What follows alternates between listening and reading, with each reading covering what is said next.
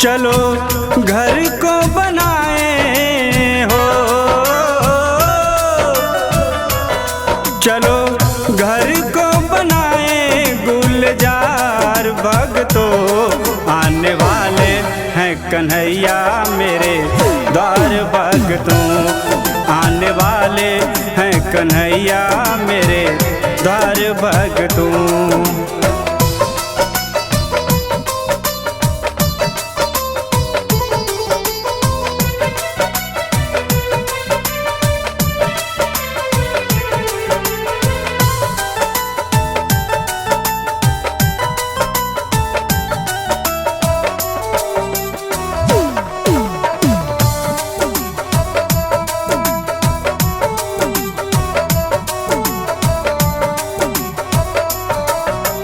खुले भाग्य जो मेरे द्वार के आएंगे बलिहारी, प्रेम भाव के आंसुओं से मोहन के पांव पखारी।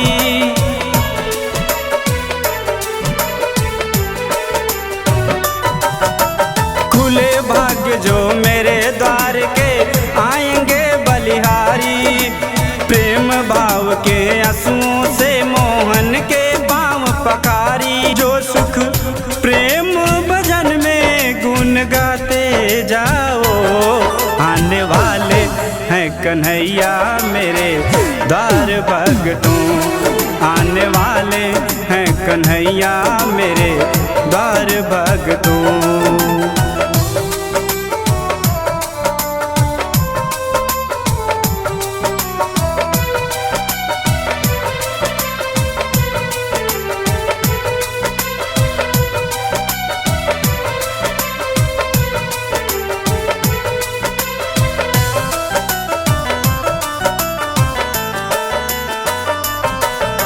वृंदावन मथुरा में मारे जो किलकारी, हार गए दिल तुम पे गोकुल के नर नारी।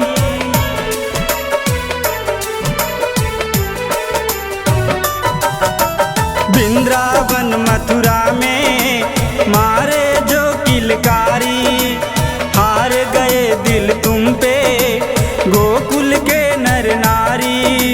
बजा के बंसी दिन बहलाए रात लगे हैं बरसों, आने वाले हैं कन्हैया मेरे द्वार भगतों, आने वाले हैं कन्हैया मेरे द्वार भगतों।